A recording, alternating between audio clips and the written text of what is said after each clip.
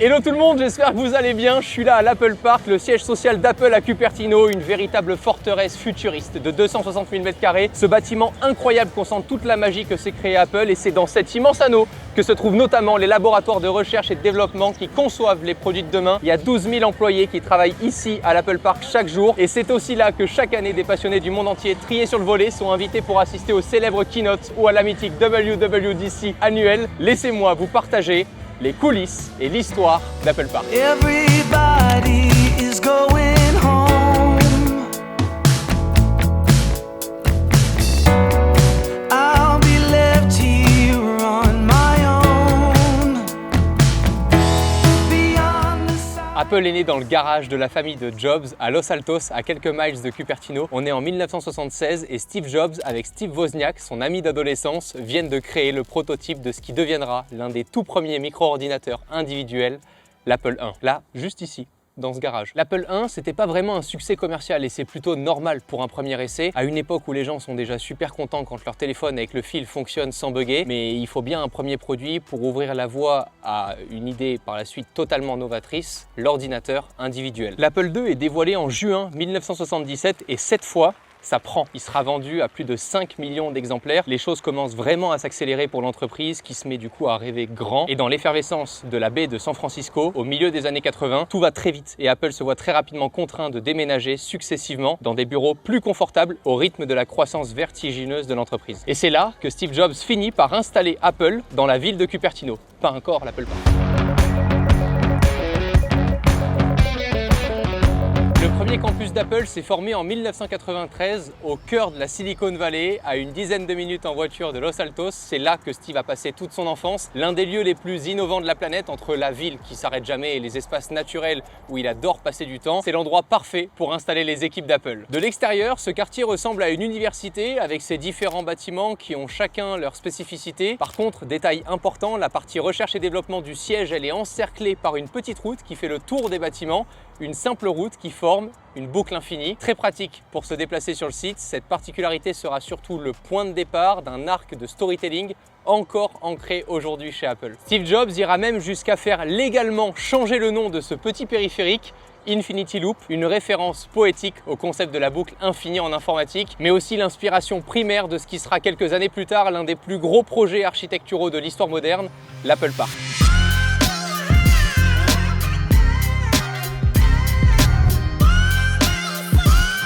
Pour son prochain cap d'expansion, il faudra à Apple un bâtiment sur mesure. L'idée de boucle infinie sera le point de départ des architectes pour penser ce lieu unique. Et dès le début, l'objectif est clair, pas question de bétonner à tout va et de reprendre les modèles des sièges sociaux d'entreprises classiques. Pour la petite histoire, le lieu choisi accueillait auparavant le campus Hewlett-Packard, HP, qu'il faudra raser avant de voir ce lieu arriver. C'est un projet qui fera sens pour les deux entreprises puisqu'ils ont travaillé déjà à de nombreuses reprises ensemble. Et il faut bien se rendre compte qu'avant que les travaux démarrent, tout a été rasé. Le terrain, là, qu'on voit, est complètement artificiel. Le gazon, les espaces verts, les collines aussi qu'on voit, tout ça, ça a été créé pendant les travaux. C'était monumental. Et sur les 70 hectares dédiés au projet, 80 sont réservés à des espaces verts avec des plantes qui viennent directement de Cupertino et des environs. Le but est que dans l'Apple Park, l'intérieur comme l'extérieur se confondent pour être aux antipodes des bureaux ordinaires. Et pour ça, Steve Jobs fait appel à quelqu'un qui comprend extrêmement bien sa vision. C'est l'homme qui l'a accompagné pour créer le mythique Apple Store de la 5e avenue, Norman Foster. Le cube en verre, là, qui est devenu une attraction emblématique de Manhattan et dont je vous ai déjà parlé sur la chaîne. Vous pourrez retrouver évidemment la vidéo, je vous la laisserai dans la description. Norman Foster a imaginé des immeubles parmi les plus innovants et ambitieux de ces 30 dernières années. Si tu es fan de Formule 1, ils ont par exemple fait le centre de McLaren en Angleterre. Et pour les Français, leur cabinet, Foster & Partners, est aussi connu pour avoir participé à la conception du viaduc de Milo. Alors, s'il y a un truc que Foster n'a pas designé, c'est le bouton d'abonnement YouTube. Ça, je te laisse le regarder, il est juste en dessous de la vidéo et tu peux t'abonner dès maintenant à la chaîne si t'aimes bien ce genre de sujet et que tu veux en retrouver d'autres très bientôt. Bref, malgré l'expérience et le palmarès impressionnant de Norman Foster, l'Apple Park sera un des projets les plus challengeants de sa vie. Pour vous donner une idée, un gratte-ciel à Londres, ça coûte quelques centaines de millions de dollars, mais lorsque le cabinet Foster reçoit le budget prévisionnel d'Apple Park, il se demande vraiment s'il y a une erreur. On parle de milliards de dollars. Le projet final coûtera 5 milliards de dollars. C'est tout simplement un des bâtiments les plus chers du monde aujourd'hui. Mais l'équipe n'est pas encore complète. Apple Park doit incarner l'idéologie et l'esthétique d'Apple. Et qui d'autre pour s'occuper de cette mission qu'un des mythiques designers de l'entreprise, Jony Ive. De 1992 à 2019, Jony Ive était l'homme derrière Steve Jobs dans la conception visuelle des produits qui ont construit l'impact visuel de la marque comme l'iPod, le MacBook, l'iPhone. Ce sentiment de quiétude et de maîtrise qu'on retrouve en boutique, Jony Ive a su le transposer au bureau d'Apple Park et le défi était de taille dans tous les sens du terme. Cette fois, il n'était pas question de concevoir un produit qui tenait dans la main ou dans une sacoche, mais des espaces de travail immenses. L'aventure prendra un tournant encore plus symbolique car ce sera le dernier projet de Jony Ive avec Steve Jobs qui décédera en 2011 avant que la première pierre de l'Apple Park ne soit posée. Et c'est en ayant en tête que l'Apple Park sera le dernier produit sur lequel Steve aura travaillé, son héritage pour Apple et pour les générations à venir, que Jony Ive, Norman Foster et leurs équipes s'appliqueront à mener ce projet dans un souci du détail absolu, comme l'aurait voulu ou même exigé Steve Jobs. Chaque petite chose est une priorité. Entre la première déclaration publique de Steve Jobs sur la construction de l'Apple Park jusqu'à son inauguration en avril 2017, il s'est passé 11 ans. 11 ans de négociations avec la ville de Cupertino, d'études et de travaux pour construire l'espace de travail le plus pratique et le plus élégant du monde. Et tout semble montrer que le pari est réussi. Apple Park a été conçu pour s'intégrer pleinement dans son environnement naturel et proposer aux employés et aux visiteurs une ouverture vers l'extérieur. On le voit, le campus est en permanence baigné de lumière naturelle grâce à un élément central, ces immenses vitres. L'Apple Park propose tout simplement la plus grande surface vitrée incurvée jamais construite. Et pour fabriquer cette immense étendue de verre, les architectes ont fait appel à une boîte allemande, leader de son domaine, Sealy. C'est déjà eux qui étaient intervenus pour la rénovation de l'Apple Store sur la 5e avenue avec le cube, le fameux cube en verre. Mais là, c'était le mode facile. Cette fois, Sealy a dû concevoir 800 panneaux de verre de 13 mètres. Chacun de ces 800 panneaux pèse plus de 3 tonnes. Et on ne parle que de la structure principale, car pour le reste du campus, c'est plus de 3000 autres vitres qui seront également commandées. Le résultat, vous le voyez, on a l'impression d'être dans un Apple Store XXL, un lieu qui respire la sérénité. Mais attention, au-delà de l'aspect esthétique qu'on voit là, Apple Park a été étudié avec un autre objectif en tête, favoriser la productivité.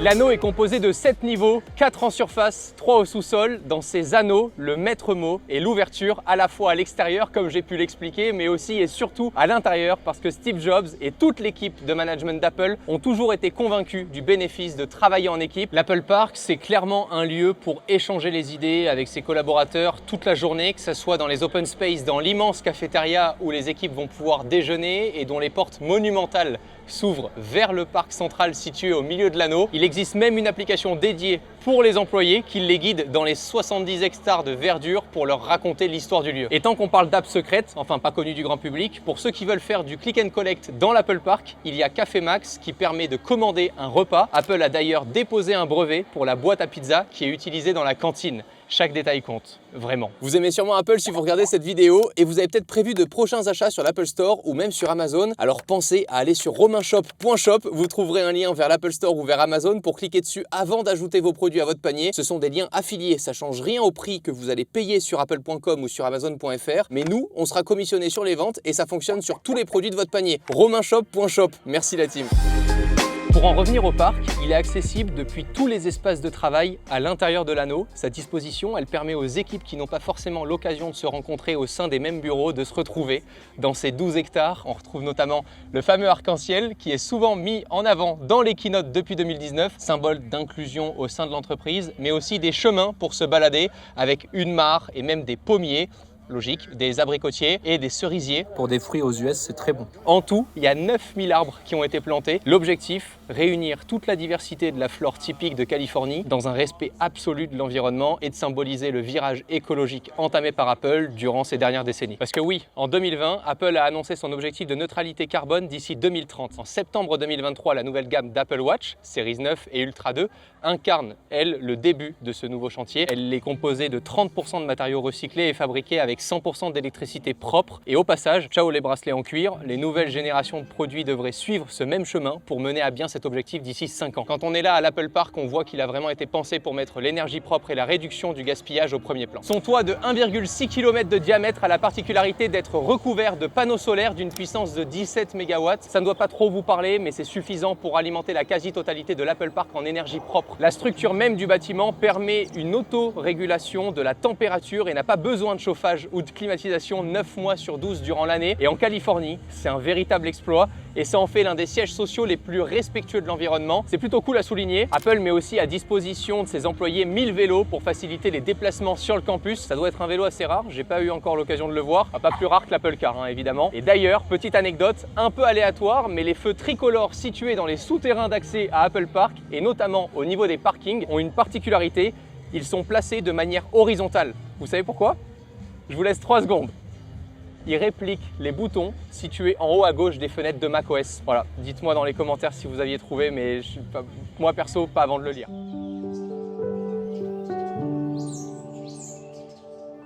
J'en parlais tout à l'heure, mais ici, on sent bien que le bien-être des employés s'est un peu mis au premier plan chez Apple. La santé de leurs utilisateurs est une priorité depuis l'Apple Watch notamment. On l'a constaté à travers des fonctionnalités d'électrocardiogramme, oxygénation sanguine, même l'incitation à l'activité sportive via les anneaux à compléter avec Apple Fitness Plus aussi. L'ambition, elle s'incarne complètement aussi à l'Apple Park. Au nord-ouest du campus, il y a un complexe dédié à la santé et au sport. À l'extérieur, on trouve plusieurs terrains de football, de volley et de basket en complément du bâtiment. C'est un complément du bâtiment qui fait 9000 m² et qui comprend à la fois des salles de sport classiques avec des tapis de course ou des vélos elliptiques et des studios de yoga, mais les employés ont aussi accès à des médecins et des dentistes sur place en cas de besoin. Et si tu te posais la question du studio qui est utilisé pour les tournages des cours de sport accessibles sur Fitness Plus, c'est pas là à l'Apple Park, c'est à des centaines de kilomètres d'ici puisque c'est à Santa Monica, juste à côté de Los Angeles, au bord de l'océan Pacifique. C'est super sympa aussi. Steve Jobs Theater. Impossible de parler de l'Apple Park sans vous parler du Steve Jobs Theater. De l'extérieur, on peut apercevoir la façade circulaire vitrée. C'est l'entrée de l'auditorium situé en souterrain. Architecturalement parlant, on est une nouvelle fois sur une petite prouesse puisqu'il s'agit là de la plus grosse structure au monde reposant sur du verre. Si tu regardes bien, en fait, tu verras ni support ni pylône. Le verre fait tout le taf et pour garantir la solidité de l'ensemble, il a fallu innover au niveau du toit. L'auditorium de 1000 places qui se trouve juste derrière moi a officiellement été dévoilé en septembre 2017 à l'occasion de l'annonce de l'iPhone 10. Il est accessible de 2 manières. La première, on a des escaliers de chaque côté en marbre qui sont juste incroyables, mais le Steve Jobs Theater cache un vrai secret. Un deuxième accès, c'est un ascenseur unique et complètement dingue puisqu'il pivote lorsqu'il monte et qu'il descend. Comme ça, on entre d'un côté et on ressort du même côté. C'est juste des fous furieux. En plus de ça, on peut tout observer puisque tout est en verre à la fois de l'intérieur et de l'extérieur. Si par hasard un jour vous avez l'occasion d'aller visiter la Californie et Cupertino, vous ne pourrez pas venir ici à l'Apple Park. Par contre, si vous êtes fan et que vous voulez être au plus près de ce lieu mythique, Apple propose un Visitor Center qui est un Apple Store unique puisqu'il reprend tous les codes d'architecture de l'Apple Park avec en plus quelques goodies qu'on peut trouver. Voilà pour cette vidéo depuis le siège social d'Apple à l'occasion de la WWDC 2024. Ce qui est fou, c'est que même après la construction d'un bâtiment comme l'Apple Park, Apple a conservé le bâtiment Infinity Loop qu'on a découvert et les bureaux qui étaient autour. Des équipes Apple travaillent tous les jours là-bas. Si cette vidéo vous a plu, je vous conseille nos autres vidéos avec plus de secrets sur l'Apple Park et notre vidéo sur l'incroyable histoire de l'Apple Store de la 5e avenue. Un grand merci à Apple pour cette invitation et à très vite pour de prochaines vidéos et qui sait, peut-être un jour une visite guidée à l'intérieur.